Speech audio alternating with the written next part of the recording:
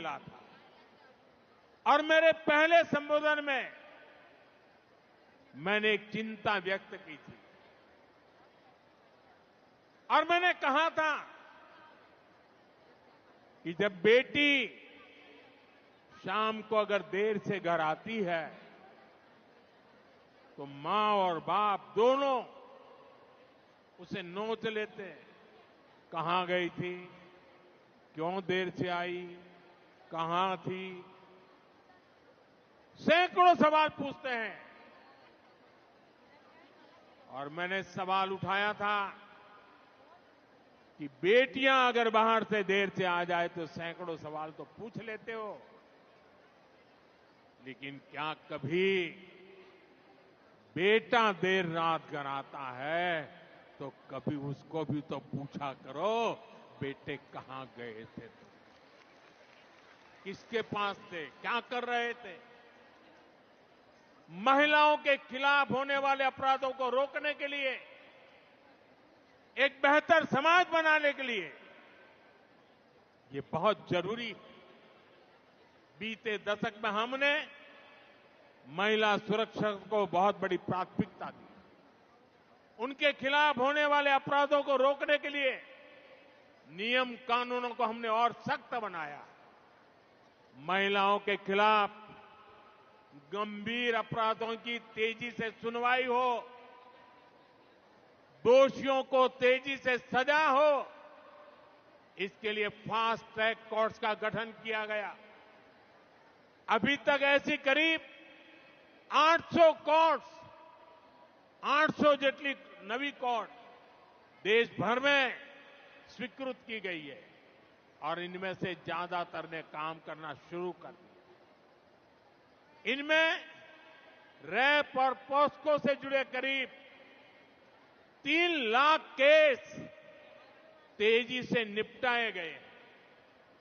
बहनों અને બાળકો સાથે જોડાયેલા આવા અપરાધોના 3 લાખ કેસ એમાં ચુકાદા લાવી દેવામાં આવ્યા है। ये हमारी सरकार है जिसने रैप जैसे संगीन अपराध में बलात्कार करे ने અમે આવીને કાયદો બદલ્યો અને આવા પાપીને फांसीना माछड़े ज लटकावानो हो। फांसी की सजा, ये हमने कानून बदला। हमारी सरकार ने 24/7 24 कलाक 365 दिवस वीमेन हेल्पलाइन को मजबूत किया। महिलाओं के लिए वन स्टॉप सेंटर शुरू किए। देश भर में ऐसे 800 के करीब सेंटर चालू हो चुके। इनसे भी 10 लाख से अधिक महिलाओं को मदद मिली। साथियों, अब जो भारतीय न्याय संहिता देश में लागू हुई है, अंग्रेजों के काले कानून को हमने हटाया। देश की आजादी के 75 साल के बाद ये पुण्य कार्य करने का सौभाग्य आप सबने मुझे दिया। और क्या बदलाव किया? उसमें महिला सुरक्षा से जुड़े प्रावधानों को और ज्यादा सशक्त किया गया है।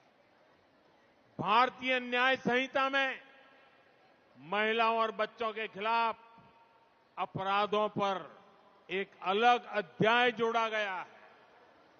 हम सभी की, पीड़ित बहनों की, समाज की ये शिकायत थी कि अपराध होने पर बेटियों को तारीख पर तारीख, तारीख पर तारीख यही सिलसिला चलता है। न्याय का लंबा इंतजार करना पड़ता है। भारतीय न्याय संहिता में इसका भी ध्यान रखा गया है। बलात्कार जैसे जघन्य अपराधों में 60 दिन के भीतर आरोप तय हो, 45 दिन के भीतर फैसला सुनाया जाए, ये व्यवस्था बनाई गई है। पहले पीड़ित को पुलिस थाने आकर एफआईआर करवानी पड़ती थी, पुलिस स्टेशन जવું पड़े। हम नए कानून में कहीं से भी एफआईआर दर्ज कराई जा सकती है।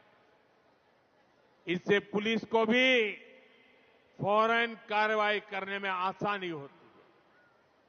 जीरो एफआईआर के प्रावधान के तहत कोई भी महिला अपने ऊपर अत्याचार होने पर किसी भी पुलिस स्टेशन में एफआईआर दर्ज करा सकती है। एक और प्रावधान किया गया है कि अब रेप विक्टिम का बयान पुलिस ऑडियो वीडियो के माध्यम से भी दर्ज कर सकती है। इसे भी कानूनी मान्यता दी गई है। पहले मेडिकल रिपोर्ट में भी काफी समय लग जाता था। अब डॉक्टरों द्वारा मेडिकल रिपोर्ट आगे बढ़ाने के लिए भी 7 दिन का समय तय कर दिया गया है। इससे पीड़ित महिलाओं को काफी मदद मिल रही है। साथियों, ये जितने भी नए प्रावधान भारतीय न्याय संहिता में किए गए हैं, इनके परिणाम भी देखने को मिल रहे हैं। सूरत जिले का ही एक उदाहरण है। पिछले साल अक्टूबर में वहां एक बेटी के साथ गैंगरेप की दुखद वार्ता हुई। वारदात गंभीर थी। भारतीय न्याय संहिता के बाद इस केस में सिर्फ 15 दिन के भीतर आरोप तय हुए और कुछ सप्ताह पहले दोषियों को उम्र कैद की सजा भी हो गई। 15 દિવસ में પોલીસે કામ પૂરું કર્યું, ન્યાયની પ્રક્રિયા ચાલી અને ટૂંકા ગાળામાં જન્મટીપની સજાએ થઈ गई। भारतीय न्याय संहिता लागू होने के बाद देश भर में महिलाओं के खिलाफ अपराधों की सुनवाई में बहुत तेजी से आई है। यूपी के अलीगढ़ में एक अदालत ने नाबालिग से रेप के मामले में 20 साल की जेल की सजा सुनाई है।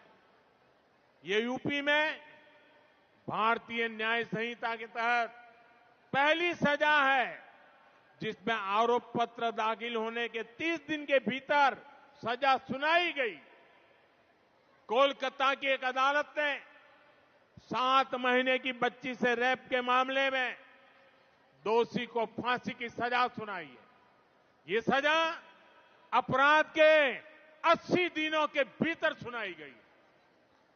देश के अलग अलग राज्यों के उदाहरण ये साफ दिखाते हैं कि भारतीय न्याय संहिता ने, हमारी सरकार ने जो अन्य फैसले लिए हैं, उन्होंने कैसे नारी की सुरक्षा को बढ़ाया है और नारी को जल्द न्याय भी सुनिश्चित किया है।